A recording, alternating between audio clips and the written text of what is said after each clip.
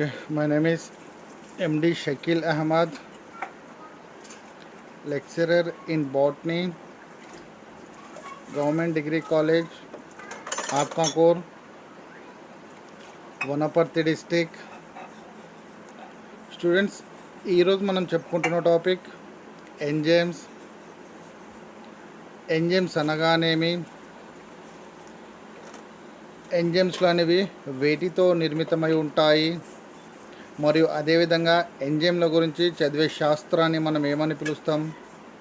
Next అదేవిధంగా ఎంజైమ్ల యొక్క నామీకరణ విధానము, మరియు అదేవిధంగా ఎంజైమ్ల యొక్క చర్య యాంత్రికము గురించి ఈరోజు టాపిక్లో మనము చెప్పుకుంటున్నాం. ఓకే, సో ఈరోజు చెప్పుకున్న టాపిక్ ఎంజైమ్స్. ఓకే, ఇక్కడ చూడండి ఎంజైమ్స్.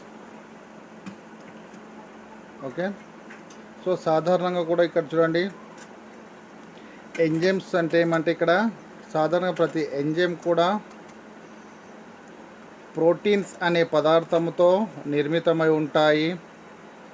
ఓకే, ఈరోజు చెప్పుకున్న టాపిక్ ఎంజైమ్స్. ఎంజైమ్లు అంటే ఏమంటే, ఇక్కడ సాధారణంగా ఎంజైమ్లు అన్నీ కూడా ప్రోటీన్ అనే పదార్థంతో నిర్మితమై ఉంటాయి. కానీ ప్రోటీన్లతో నిర్మితమైన అన్నీ కూడా ఎంజైమ్లు కావు. ఓకే, కేవలము ఏవి అయితే ప్రోటీన్స్ అనే పదార్థంతో నిర్మితమై ఉంటాయో అవి మాత్రమే ఎంజైమ్లు. కానీ ప్రోటీన్తో నిర్మితమైన ప్రతిదీ కూడా ఎంజైమ్లు కాదు. ఓకే, దెన్ నెక్స్ట్ అదేవిధంగా చూడండి, ఇక్కడ ఏమని చెప్తాం మనము, ఎంజైమ్ల గురించి చదివే శాస్త్రాన్నే ఎంజైమాలజీ అని అంటారు. ఎంజైమ్ల గురించి చదివే శాస్త్రాన్ని ఎంజైమాలజీ అని అంటారు. ఓకే, మళ్ళీ ఒకసారి వినండి. సాధారణంగా ఎంజైమ్లన్నీ కూడా ప్రోటీన్ అనే పదార్థముతో నిర్మితమై ఉంటాయి. కానీ ప్రోటీన్తో నిర్మితమైన ప్రతిదీ కూడా ఎంజైమ్లు కావు. కాబట్టి ఎంజైమ్ల గురించి చదివే శాస్త్రాన్నే ఎంజైమాలజీ అని అంటారు. ఎంజైమ్ల గురించి చదివే శాస్త్రాన్నే ఎంజైమాలజీ అని అంటారు. ఓకే, సో ఇప్పుడు మనం చెప్పుకుంటున్న టాపిక్ ఎంజైమ్ల యొక్క నామీకరణ విధానం. ఇందాకనే మనము ఎంజైమ్స్ అంటే ఏంటి, ఎంజైమ్స్ అనేవి ఏ పదార్థంతో నిర్మితమై ఉంటాయి, నెక్స్ట్ అదేవిధంగా ఎంజైమ్ల గురించి చదివే శాస్త్రాన్ని ఏమని పిలుస్తారో ఇందాక చెప్పుకున్నాం మనం. ఇప్పుడు ఎంజైమ్స్ యొక్క నామీకరణం లేదా ఎంజైమ్స్ క్లాసిఫికేషన్. ఎంజైమ్ల యొక్క నామీకరణ విధానం అనేది ముఖ్యంగా ఈ క్రింది 3 విధానాల మీద ఆధారపడి ఉంటుంది. ఎంజైమ్ల నామీకరణ విధానం ముఖ్యంగా క్రింది 3 విధానాలపైన ఆధారపడి ఉంటుంది. ఓకే, దాంట్లో ఫస్ట్ వన్, ఎంజైమ్ల అధస్థ పదార్థాలను అనుసరించి. ఓకే, ఎంజైమ్ల యొక్క నామీకరణ ముఖ్యంగా ఈ క్రింది 3 విధానాల మీద ఆధారపడి ఉంటుంది. దాంట్లో ఫస్ట్ వన్, ఎంజైమ్ల అధస్థ పదార్థాలను అనుసరించి. నెక్స్ట్ రెండవది, ఎంజైమ్ల యొక్క ఉత్ప్రేరక చర్య రకాన్ని బట్టి. మరియు మూడవది, ఎంజైమ్ల యొక్క అధస్థ పదార్థము మరియు చర్య రకం, ఈ రెండింటిని బట్టి ఎంజైమ్ల నామీకరణ విధానం అనేది ముఖ్యంగా వివిధ రకాలుగా ఏర్పడి ఉంటాయి. జాగ్రత్త వినండి. ఎంజైమ్ల యొక్క నామీకరణ విధానం అనేది ఈ క్రింది 3 విధానాల మీద ఆధారపడి ఉంటుంది. ఫస్ట్ వన్, ఎంజైమ్ల యొక్క అధస్థ పదార్థాలను అనుసరించి. రెండవది, ఎంజైమ్ల ఉత్ప్రేరక చర్య రకాన్ని బట్టి.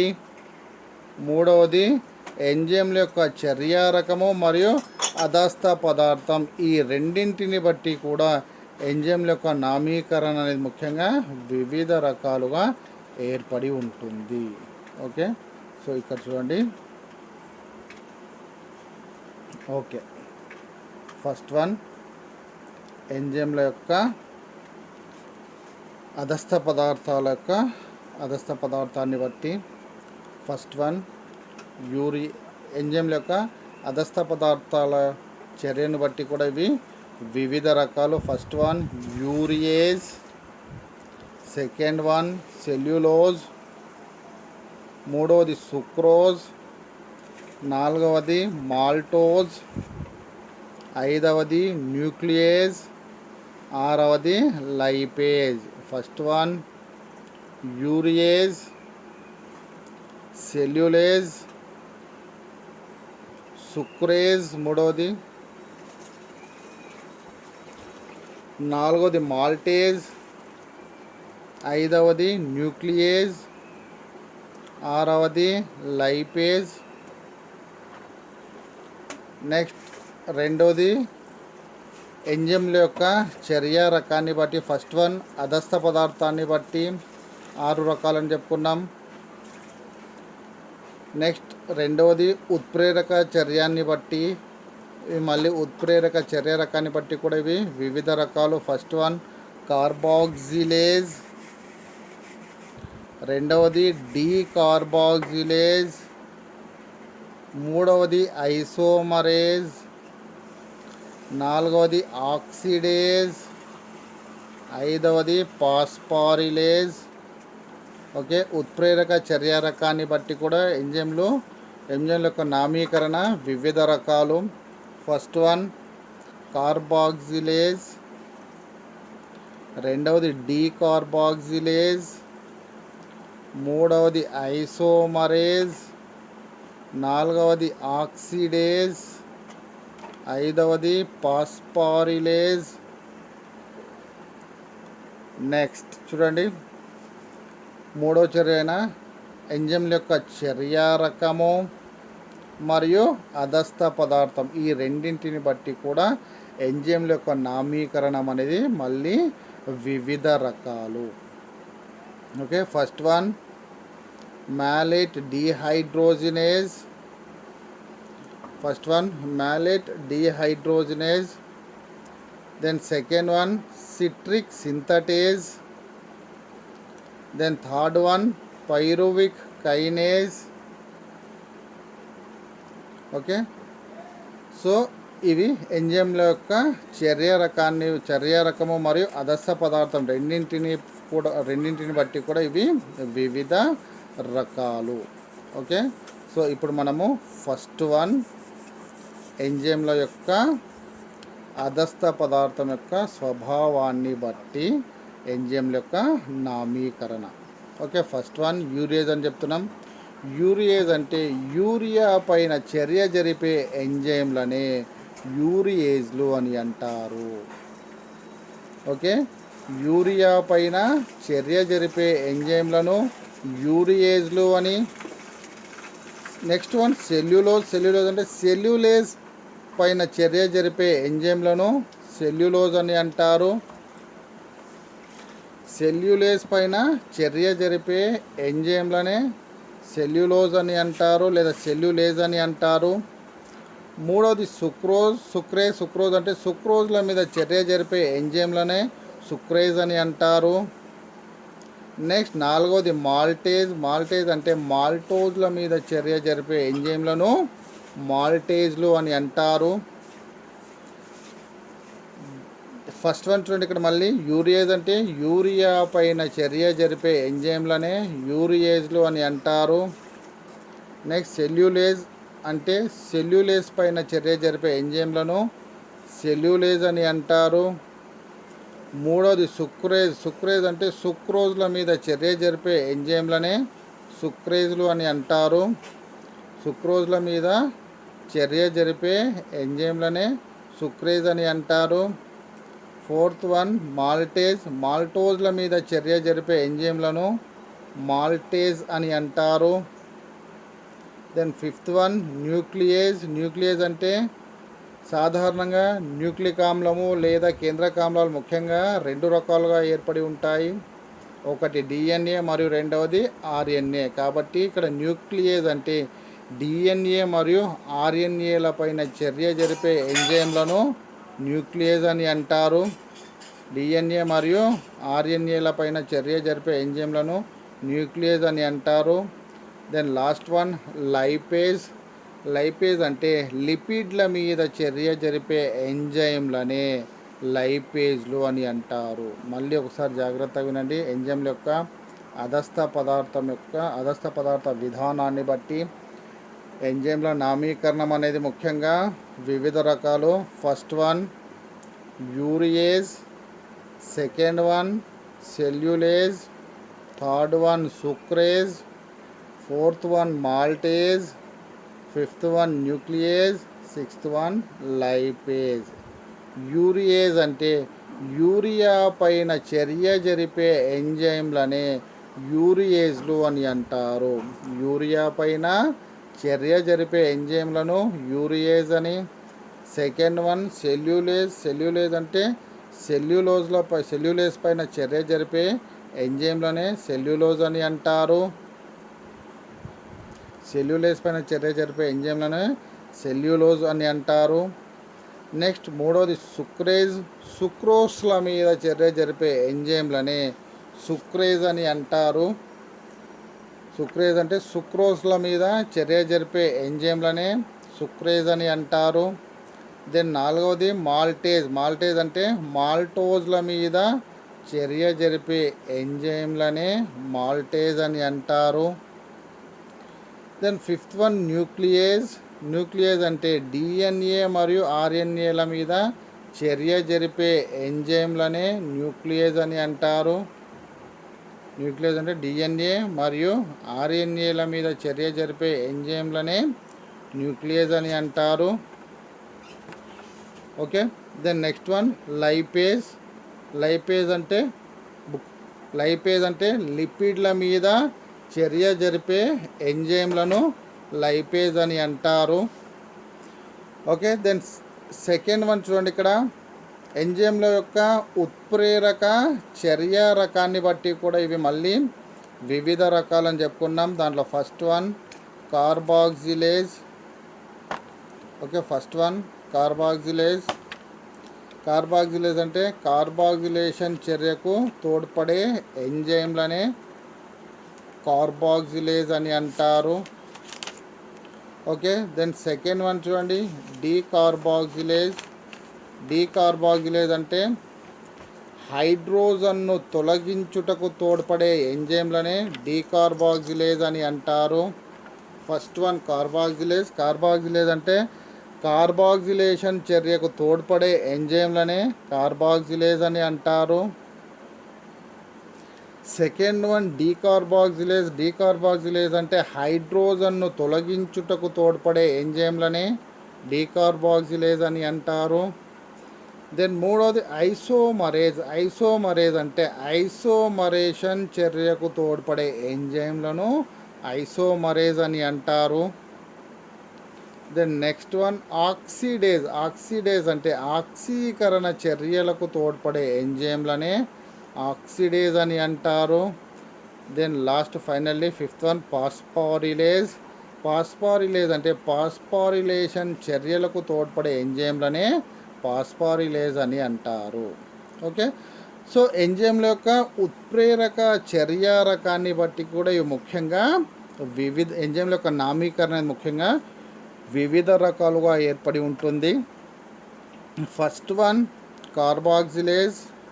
కార్బాక్సిలేజ్ అంటే కార్బాక్సిలేషన్ చర్యకు తోడ్పడే ఎంజైమ్లనే కార్బాక్సిలేజ్ అని అంటారు.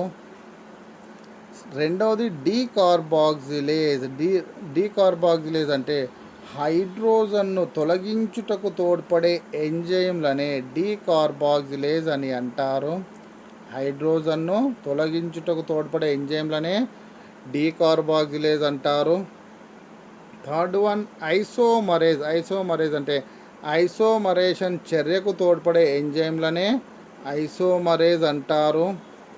Fourth one oxidase. ఆక్సిడేజ్ అంటే ఆక్సీకరణ చర్యకు తోడ్పడే ఎంజైమ్లనే ఆక్సిడేజ్ అని అంటారు. Fifth one పాస్పారిలేజ్. పాస్పారిలేషన్ చర్యలకు తోడ్పడే ఎంజైమ్లను పాస్పారిలేజ్ అని అంటారు. ఇవి ఎంజైమ్ యొక్క ఉత్ప్రేరక చర్య రకాన్ని బట్టి ఎంజైమ్ల యొక్క నామీకరణ.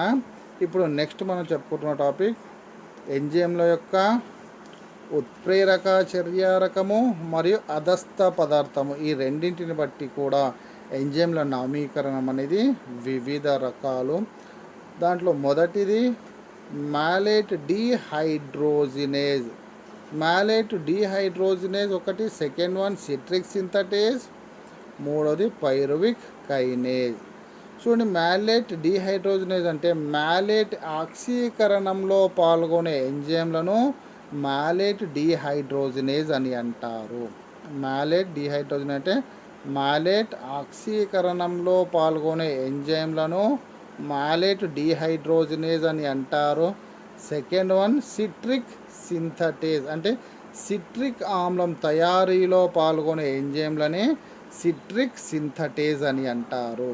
Then third one pyruvic kinase. Pyruvic kinase అంటే పైరువిక్ ఆమ్లం తయారీలో పాల్గొనే ఎంజైమ్లనే పైరువిక్ కైనేజ్ అని అంటారు.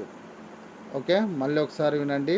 ఎంజైమ్ల నామీకరణంలో ఎంజైమ్లకు ఎంజైమ్ల యొక్క ఉత్ప్రేరక చర్య రకము మరియు అదస్థ పదార్థం ఈ రెండింటిని బట్టి కూడా ఎంజైమ్ల నామీకరణ అనేది వివిధ రకాలు. First one malate dehydrogenase, second one citric synthetase, third one pyruvic kinase.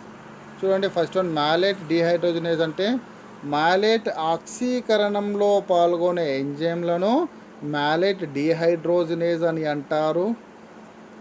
రెండోది సిట్రిక్ సింథటేజ్ అంటే సిట్రిక్ ఆమ్లం తయారీలో పాల్గొనే ఎంజైమ్లను సిట్రిక్ సింథటేజ్ అని అంటారు. Third one pyruvic kinase. Pyruvic kinase అంటే పైరువిక్ ఆమ్లం తయారీలో పాల్గొనే ఎంజైమ్లనే పైరువిక్ కైనేజ్ అని అంటారు. ఓకే, దెన్ నెక్స్ట్ వన్ ఎంజైమ్ల యొక్క చర్యా యాంత్రికము. ఎంజైమ్ల యొక్క చర్యా యాంత్రికము అంటే సాధారణంగా ఎంజైమ్లు మరియు అదస్థ పదార్థము ఈ రెండు కలిసి అదస్థ పదార్థ సంక్లిష్టంను పొందును. కాబట్టి ఎంజైమ్లోని ఈ సంక్లిష్ట పదార్థాన్ని క్రియాశీల స్థలము అని అంటారు. ఓకే, ఎంజైమ్ ప్లస్ అదస్థ పదార్థము కలిపి అదస్థ పదార్థ సంక్లిష్టం పొందును. ఎంజైమ్లోని ఈ సంక్లిష్ట పదార్థాన్ని క్రియాశీల స్థలము అని అంటారు. ఓకే, అయితే సాధారణంగా ఈ ఎంజైమ్లోని క్రియాశీల స్థలము ఆధారంగా ఇవి రెండు రకాలు. ఓకే, ఒకటి తాళం కప్ప తాళం చెవి సిద్ధాంతం, లేదా దీన్ని ఇంకో పేరుతో మనం లాక్ అండ్ కీ సిస్టమ్ అంటాం. రెండోది ప్రేరిత సిద్ధాంతము లేదా ఇండ్యూస్డ్ ఫిట్ థియరీ అని అంటారు. ఓకే, సో ఇక్కడ చూడండి, మళ్ళీ ఎంజైమ్లో చర్య యాంత్రికం అంటే ఎంజైమ్ ప్లస్ అదస్థ పదార్థము కలిపి అదస్థ పదార్థ సంక్లిష్టాన్ని పొందును. కాబట్టి ఎంజైమ్లోని క్లిష్ట పదార్థాన్ని క్రియాశీల స్థలము అని అంటారు. ఓకే, అయితే ఎంజైమ్లోని క్రియాశీల స్థలము ఆధారంగా ఎంజైమ్ల యొక్క చర్యా యాంత్రికం అనేది ముఖ్యంగా రెండు రకాలు. ఒకటి తాళం కప్ప తాళం చెవి సిద్ధాంతము, lock and key system. Then second one ప్రేరిత సిద్ధాంతం లేదా ఇండ్యూస్డ్ ఫిట్ సిద్ధాంతము. ఓకే, దెన్ నెక్స్ట్ చూడండి, ఇక్కడ ఇది తాళం కప్ప తాళం చెవి సిద్ధాంతం డయాగ్రామ్ చూడండి ఇక్కడ. ఓకే, ఇది క్రియాశీల స్థలము, ఇది అదస్థ పదార్థము. ఇది క్రియాశీల స్థలము, ఇది అదస్థ పదార్థం. ఈ అదస్థ పదార్థం అనేది ఈ క్రియాశీల స్థలం యొక్క లోపలి ప్రదేశంకి వచ్చి ఆక్రమించడం ద్వారా ఏమవుతుందంటే అప్పుడు ఎంజైమ్ అదస్థ పదార్థాల సంక్లిష్టాన్ని పొందును. ఓకే, సో ఇక్కడ చూడండి, ఫస్ట్ వన్ తాళం కప్ప తాళం చెవి సిద్ధాంతము. తాళం కప్ప తాళం చెవి సిద్ధాంతం, ఇది క్రియాశీల, ఇదంతా కూడా ఎంజైమ్, ఇది ఇదంతా కూడా క్రియాశీల స్థలము. ఈ క్రియాశీల స్థలంలోనికి ఈ అదస్థ పదార్థం వచ్చి చేరడం. ఈ విధంగా ఖాళీగా ఉన్న ఎంజైమ్ యొక్క క్రియాశీల స్థలంలోనికి దానికి సరిపోయిన అదస్థ పదార్థం అనేది వచ్చి చేరితే అప్పుడు అదస్థ పదార్థ సంక్లిష్టం అనేది చెందును. ఓకే, ఒకసారి జాగ్రత్తగా వినండి. ఎంజైమ్ అదస్థ పదార్థంతో కలిసి అదస్థ పదార్థ సంక్లిష్టాన్ని ఏర్పరచును. ఇవి విచ్ఛిన్నం చెంది ఎంజైమ్లను మరి అదస్థ పదార్థాలను ఏర్పరచును. కాబట్టి ఎంజైమ్లోని ఖాళీ ప్రదేశాన్ని క్రియాశీల స్థలము అని అంటారు. ఓకే, అయితే ఈ ఎంజైమ్ల యొక్క చర్య యాంత్రికం అనేది ముఖ్యంగా 2 రకాలుగా ఏర్పడి ఉంటుంది. ఒకటి తాళం కప్ప తాళం చెవి సిద్ధాంతము, రెండవది ప్రేరిత సిద్ధాంతము. ఓకే, ఫస్ట్ వన్ తాళం కప్ప తాళం చెవి సిద్ధాంతము. ఓకే, ఇక్కడ బాగా గుర్తుపెట్టుకుని ఇది ఎంజైమ్. నెక్స్ట్ ఎంజైమ్లో ఇక్కడ క్రియాశీల స్థలం ఉంటుంది, ఖాళీ ప్రదేశం ఉంటుంది. ఆ ఖాళీ ప్రదేశాన్ని క్రియాశీల స్థలం అంటారు. ఆ క్రియాశీల స్థలం యొక్క పై భాగంలో ఆ క్రియాశీల స్థలాన్ని పోలిన అదస్థ పదార్థము అనేది ఏర్పడి ఉంటుంది. ఎప్పుడైతే ఈ అదస్థ పదార్థం అనేది ఎంజైమ్లోని క్రియాశీల స్థలంలో వచ్చి చేరుకుంటుందో అప్పుడు ఎంజైమ్ అదస్థ పదార్థ సంక్లిష్టము అనేది పొందుతుంది లేదా జరుపుకుంటుంది. ఓకే, సో ఇక్కడ వినండి. ఓకే, అయితే ముఖ్యంగా చూడండి, ఇక్కడ ఈ తాళం కప్ప తాళం చెవి సిద్ధాంతాన్ని మొట్టమొదటిసారిగా ఎమిన్ ఫిషర్ అనే శాస్త్రజ్ఞుడు కనుగొన్నాడు. ఓకే, తాళం కప్ప తాళం చెవి సిద్ధాంతాన్ని మొట్టమొదటిసారిగా ఎమిన్ ఫిషర్ అనే శాస్త్రజ్ఞుడు ప్రతిపాదించాడు. కానీ ఫాల్ ఫీల్డ్స్ మరియు డిడి వుడ్స్ అనే శాస్త్రజ్ఞుడు ఈ తాళం కప్ప చెవి సిద్ధాంతాన్ని విశదీకరించడము అనేది జరిగినది. మొట్టమొదటిసారిగా తాళం కప్ప తాళం చెవి సిద్ధాంతాన్ని ఎవరు కనుగొన్నారు? ఎమిన్ ఫిషర్ అనే శాస్త్రజ్ఞుడు కనుగొన్నారు. కానీ ఫాల్ ఫీల్డ్స్ మరియు డిడి వుడ్స్ అనే శాస్త్రజ్ఞులు ఈ తాళం కప్ప తాళం చెవి సిద్ధాంతం గురించి వివరించడము అనేది జరిగినది. అయితే సాధారణంగా ఈ సిద్ధాంతం ప్రకారము తాళంను ఒక ప్రత్యేకమైన తాళం చెవి అనేది ఏ విధంగా తెరవగలదో అదేవిధంగా ఒక ప్రత్యేకమైన ఎంజైమ్ యొక్క క్రియాశీల స్థలంలో లేదా ఖాళీ ప్రదేశంలో ఆ ఖాళీ ప్రదేశాన్ని పోలిన లేదా ఆ క్రియాశీలం యొక్క ఆకారంలో ఉన్న అదస్థ పదార్థం అనేది వచ్చి చేరడం వల్ల అక్కడ ఏమవుతుందంటే ఎంజైమ్ యొక్క అదస్థ పదార్థ సంక్లిష్టము అనేది జరుగుతుంది. ఓకే, సో ఇక్కడ చూడండి. నెక్స్ట్ ఓకే, ఇది చూడండి, దీన్ని ఎవరు కనుక్కున్నారో తాళం కప్ప తాళం చెవి సిద్ధాంతాన్ని మొట్టమొదటిసారిగా ఎమిన్ ఫిషర్ అనే శాస్త్రజ్ఞుడు కనుక్కోవడం అనేది జరిగింది. నెక్స్ట్ ఈ సిద్ధాంతాన్ని విశదీకరించింది మాత్రం ఫాల్ ఫీల్డ్స్ మరియు డిడి వుడ్స్ అనే శాస్త్రజ్ఞులు ఈ సిద్ధాంతాన్ని విశదీకరించడం అనేది జరిగినది. ఈ సిద్ధాంతము ప్రకారము ఒక తాళంను ఒక ప్రత్యేకమైన తాళం చెవి అనేది ఏ విధంగా తెరవగలదో ఓకే అదేవిధంగా ఒక ప్రత్యేకమైన ఎంజైమ్ ఒక ప్రత్యేకమైన అదస్థ పదార్థము పైన మాత్రమే చర్య జరపగలదు. అంటే క్రియాశీల స్థలం యొక్క ఆకారంలో ఉన్న అదస్థ పదార్థము మాత్రమే దీనిపైన ప్రభావాన్ని చూపును. ఒకవేళ అదస్థ పదార్థం అనేది వేరే ఆకారంలో ఏర్పడి ఉంటే ఈ క్రియాశీల స్థలం పైన ఎటువంటి ప్రభావాన్ని చూపవు. కాబట్టి ఒక ప్రత్యేకమైన అదస్థ పదార్థం మాత్రమే క్రియాశీల స్థలము పైన ప్రభావాన్ని చూపగలదు. కాబట్టి ఎంజైము ఉపరి భాగంలో ఒక ఇది ఎంజైమ్ యొక్క ఉపరి భాగం. కాబట్టి ఎంజైమ్ యొక్క ఉపరి భాగంలో ఒక ప్రత్యేకమైన స్థలములో అదస్థ పదార్థం ఈ అదస్థ పదార్థం అనేది ఇమిడి అంత్య ఉత్పన్నాలుగా విడిపోతాయి. కావున ఈ సిద్ధాంతము ప్రకారము ఓకే ఎంజైమ్లకు అదస్థ పదార్థములకు మధ్య గల విశిష్టమైన బాహ్య సంబంధం యొక్క చర్యా విధానాన్ని నిర్ణయిస్తుందని అనేక మంది శాస్త్రజ్ఞులు పేర్కొంటున్నారు. ఓకే, ఇది తాళం కప్ప తాళం చెవి సిద్ధాంతం. మళ్ళీ ఒకసారి వినండి.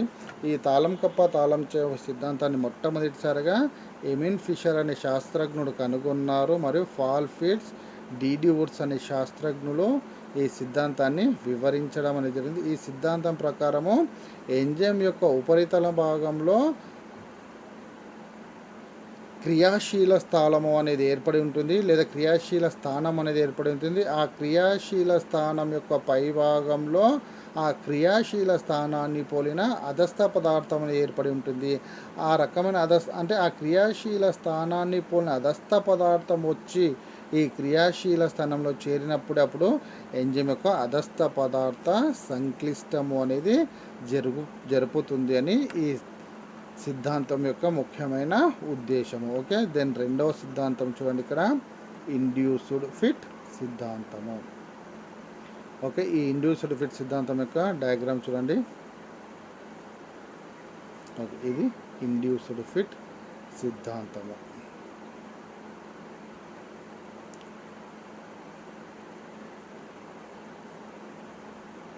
ఓకే, ఇక్కడ చూడండి, ఈ ఇండ్యూస్డ్ ఫిట్ సిద్ధాంతంలో కూడా ఇదంతా కూడా ఎంజైమ్ ఏర్పడి ఉంటుంది.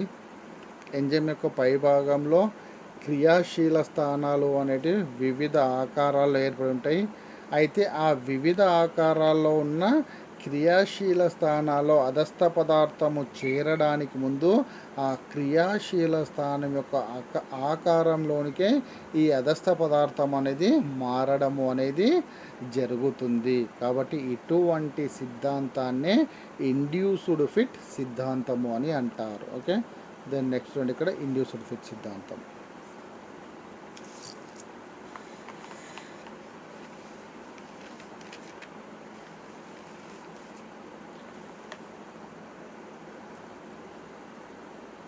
ఓకే, ఈ ఇండ్యూస్డ్ ఫిట్ సిద్ధాంతం లేదా దీన్ని ఇంకో పేరుతో ఏమంటాం మనము ప్రేరిత సిద్ధాంతం అని అంటారు. అయితే ఈ ఇండ్యూస్డ్ ఫిట్ సిద్ధాంతము అనేది ముఖ్యంగా ఇంతకుముందు మనం చెప్పుకున్న తాళం కప్ప తాళం చెవి సిద్ధాంతంను ఏమవుతుందంటే ప్రయోగాత్మకంగా లభించిన కొన్ని నిదర్శనాలకు రుజువు లేకపోవడం వల్ల ఈ ఇండ్యూస్డ్ ఫిట్ సిద్ధాంతాన్ని పోస్ట్లాండ్ అనే శాస్త్రజ్ఞులు ప్రతిపాదించడము అనేది జరిగినది. ఓకే, ఈ సిద్ధాంతం ప్రకారము ఎంజైమ్ యొక్క ఈ సిద్ధాంతం ప్రకారము ఎంజైమ్ యొక్క క్రియాశీల స్థానము అనేది, అంటే ఇక్కడ చూడండి, ఇది ఎంజైమ్ యొక్క క్రియాశీల స్థానము అనేది, ఇది క్రియాశీల స్థానం. ఎంజైమ్ యొక్క క్రియాశీల స్థానము అనేది స్థిరంగా ఉండదు. ఓకే, అయితే ఈ క్రియాశీల స్థానము అనేది అధస్థ పదార్థపు అణువులు అనేవి క్రియాశీల స్థానాలను చేరినప్పుడు ఈ అధస్థ పదార్థం యొక్క ఆకారంలోనికి మారును. అంటే అధస్థ పదార్థాల అణువుల ఆకారానికి సరిపోయే విధంగా క్రియాశీల స్థానం అనేది రూపాంతరం చెంది ఉంటుంది. ఓకే, సో ఇక్కడ ఎంజైమ్లు ఏర్పడి ఉంటాయి. ఎంజైమ్ యొక్క పైభాగం క్రియాశీల స్థానం అనేది ఏర్పడి ఉంటుంది. అయితే ఈ క్రియాశీల స్థానం అనేది వివిధ ఆకారాల్లో ఏర్పడి ఉంటాయి. ఎప్పుడైతే అధస్థ పదార్థము అనేది ఈ క్రియాశీల స్థానం యొక్క లోపల ప్రదేశంలోనికి ప్రవేశిస్తుందో అప్పుడేమవుతుందంటే ఈ క్రియాశీల స్థానము అనేది అధస్థ పదార్థం యొక్క రూపంలోనికి మారడము అనేది జరుగుతుంది. ఓకే, సో ఈ ఇండ్యూస్డ్ ఫిట్ సిద్ధాంతాన్ని అనుసరించి అనువైన అధస్థ పదార్థము మాత్రమే ఎంజైమ్తో చర్య జరిపి ఎంజైమ్ ప్రోటీన్ యొక్క క్రియాశీల స్థానంలోకి మార్చి ఎంజైమ్ అధస్థ పదార్థంను తగినంత బలాన్ని చేకూరుస్తుందని ఈ సిద్ధాంతం యొక్క ముఖ్యమైన ఉద్దేశము. ఓకే, నెక్స్ట్ ఇక్కడ చూడండి, సాధారణంగా కొన్ని సందర్భాల్లో ఏమవుతుందంటే ఎంజైమ్ యొక్క నిరోధక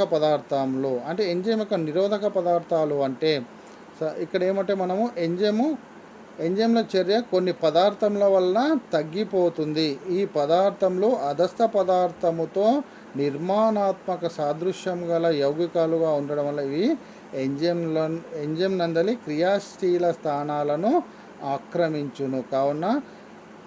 ఆక్రమించిన తర్వాత అక్కడ రసాయనిక చర్య అనేది జరుగును.